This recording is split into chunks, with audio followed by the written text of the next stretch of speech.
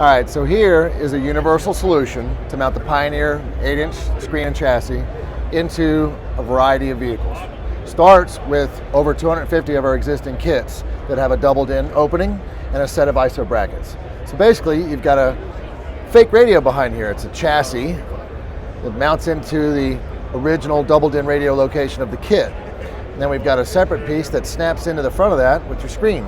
So the Pioneer chassis is mounted into the doubled-in location along with the bracket system. And then there's a clamshell here, that a trim plate and a housing for the Pioneer screen.